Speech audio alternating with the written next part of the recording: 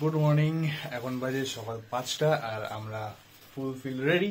Just লাগেজটা গাড়িতে বাঁধবো, তারপর একটু গিয়ার আপ হবো, নি গার্ড এলবো গার্ড পরে হেলমেটটা পরে তারপরে টাটা বাই বাই।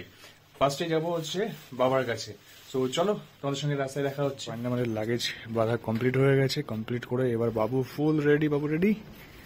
হ্যাঁ, আর আমিও রেডি। এবার হেলমেট পরবো, তারপর সাই। আমরা বেরিয়ে পড়েছি এখন বোলপুরের উদ্দেশ্যে, শান্তিনিকেতন বোলপুর। সবার প্রথম যেটা করব সেটা হচ্ছে এখান থেকে যাব মোটা বাবার কাছে। মোটা বাবার কাছে গিয়ে মোটা বাবার কাছে প্রার্থনা করে তারপর ওখান থেকে সোজা বেরিয়ে যাবো। দেখতে দেখতে 1 নম্বর পৌঁছে গেছি আমরা। আর সামনে যে পাম্পটা আছে, পাম্প থেকে গাড়ি ফুল ট্যাঙ্ক করে নেবো। প্রথমে ভেবেছিলাম ওই দিক থেকে করে নেবো, বাট এদিক থেকে করে নেওয়াটাই বেটার, তাহলে ওই দিক থেকে করে অনেকটা ঘুরতে হবে।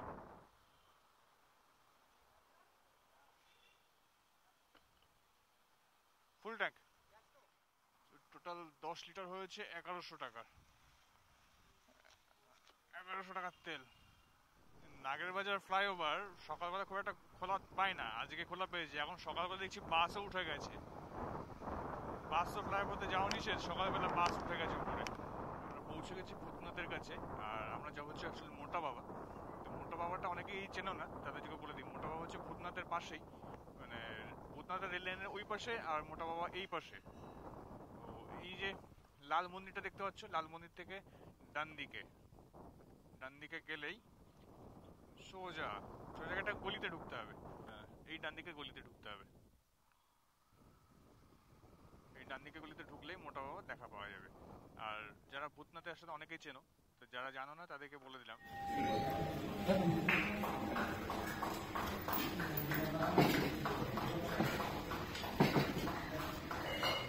নমঃ শিবায়।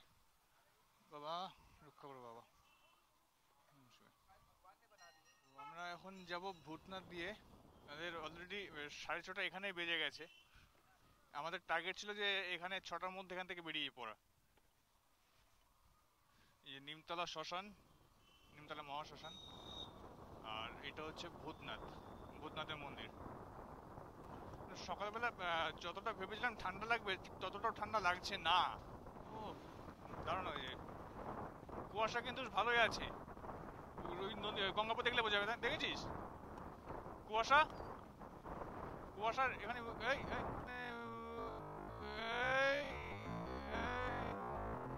অনেকদিন পর টালা ব্রিজে উঠলাম। টালা ব্রিজ অনেকদিন ধরে কাজ চলছিল, অনেকদিন পর, প্রায় 5 থেকে 6 বছর পর আবার টালা ব্রিজে উঠলাম। আর আমরা এখান থেকে সোজা চলে যাবো ডানলপ হয়ে যাবো। ওদিক থেকে কৃষ্ণনগর হয়ে যাওয়া যায়, কল্যাণী হয়ে যাওয়া যায়। বাট ওদিক থেকে যেতে গেলে অনেকটা ঘুরতে হবে, সময়টা কিছুটা বেশি সময় লাগবে। আর ডানলপ হয়ে গেলে লাগবে 4.5 ঘন্টা। আর কৃষ্ণনগর হয়ে গেলে লাগবে 5.5 ঘন্টা। আজকে অনেকদিন পর আমি আমার ইউনিভার্সিটির সামনে দিয়ে যাব, অনেকদিন পর। এই যে আমাদের রবীন্দ্র ভারতী বিশ্ববিদ্যালয়। তো আমরা এখন দক্ষিণেশ্বর ব্রিজ ধরে এগিয়ে যাচ্ছি। আর আমাদের ডিস্টেন্স এখান থেকে হচ্ছে 154 কিলোমিটার। আর টাইম দেখাচ্ছে গুগল ম্যাপ অনুযায়ী 3.5 ঘন্টা দেখাচ্ছে, 3 ঘন্টা 28 মিনিট। আর এখন বাজে হচ্ছে 6:51। সকালবেলাতে লম্বা জ্যাম, বেশ অনেকটাই জ্যাম আছে। বাবু পেছনে বসে বসে দিব্য ঘুম দিচ্ছে। বাবু কি করছিস? ঘুমাচ্ছিস? বাবু পেছনে চুপচাপ বসে বসে ঘুমাচ্ছে। এদিকে বেশ ভালোই ঠান্ডা লাগছে। কলকাতার দিকে বেশ ভালো গরম ছিল সকালবেলাটা, কিন্তু এখানে যত আস্তে আস্তে সামনের দিকে এগিয়ে যাচ্ছি তত ঠান্ডাটা বেশি লাগছে। তো এখন আমরা পৌঁছে গেছি শক্তিগড়। আর শক্তিগড়ে একটু দাঁড়িয়ে শুধু ল্যাংচা সব জায়গায় ল্যাংচা, যেখানে যেদিক থেকে সেদিকেই ল্যাংচা।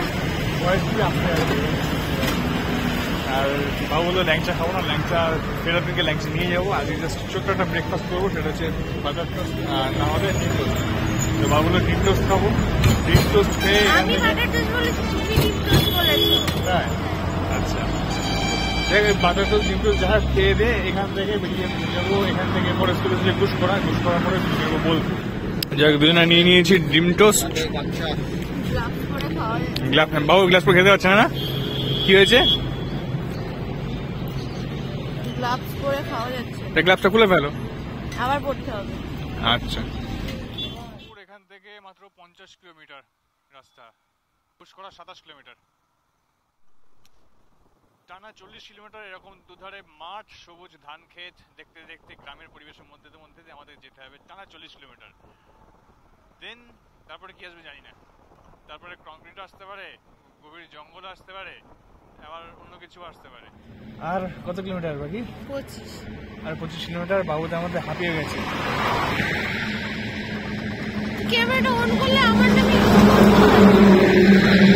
বাবু হাঁপিয়ে গেছে। বাবু বলছে আর কত আর কত। মিথ্যে কথা কেন বলবো? তোকে একটু জ্বালিয়ে মজা শান্তি পায়, ভালো লাগে। মিথ্যে কথা কেন বলবি? মিথ্যে তো বলবো না। না। তা আমরা এখন দাঁড়িয়েছি চা খাওয়ার জন্য। আর এই জায়গাটা হচ্ছে গুসকরা ক্রস করে গুসকরা ক্রস করে গোবিন্দপুরে আছি। এখান থেকে আর মাত্র 25 কিলোমিটার বাকি আছে বোলপুর।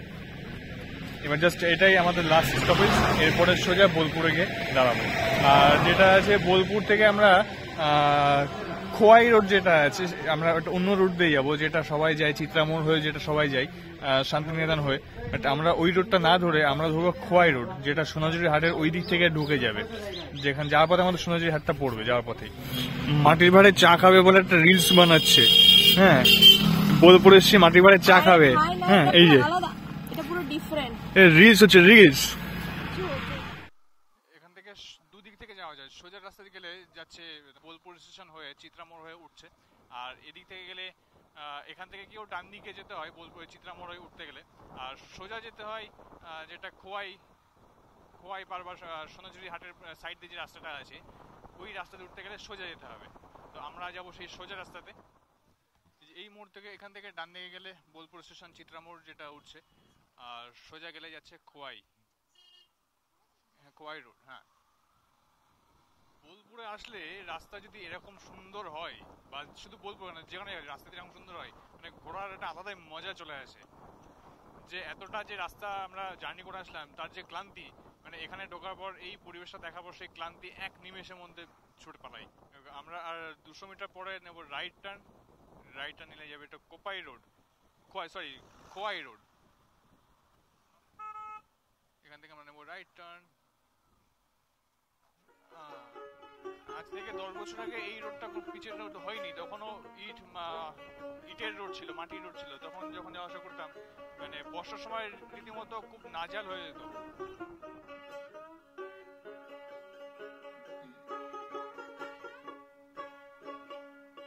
তাড়াতাড়ি আসবি না? এই হচ্ছে সেই হাট, যে হাটের জন্য প্রত্যেকটা শনিবার বোলপুরে শান্তিনিকেতনে ভিড় হয়, প্রচন্ড গ্যাদারিং হয়। আর 10 বছর আগে এই জায়গাটা ছিল আমার ঘর ছিল, মানে এই জায়গাতেই পড়ে থাকতাম। আর নিচে এই জায়গাটা আমরা খুব ঘুরতে যেতাম না, ক্যানেলের মধ্যে যেতাম আমরা। ওখানে খুব সুন্দর শিল্পকার্য করা আছে ওয়ালে, যদিও সেটা এখন জানি না আছে কিনা। এই দিকটাতে আগে বসতো না, এখন দেখছি এই দিকটাতে বসছে। এদিকটাকে হাট আগে বসতো না, আগে হাট বসতো ওই পার্টটাতে। খোয়াই ক্যানেল অনেক চেঞ্জ হয়ে গেছে। এখানে একটা বড় গাছ ছিল, এই জায়গায় আমরা খেতাম। এই জায়গায় একটা গাছ ছিল অনেক বড়, পুরো চেঞ্জ হয়ে গেছে। 10 বছরে কি এগুলো কিছু থাকে? পুরো গাছে গাছে ফুল ফুটে রয়েছে, দারুণ লাগছে, অসাম লাগছে।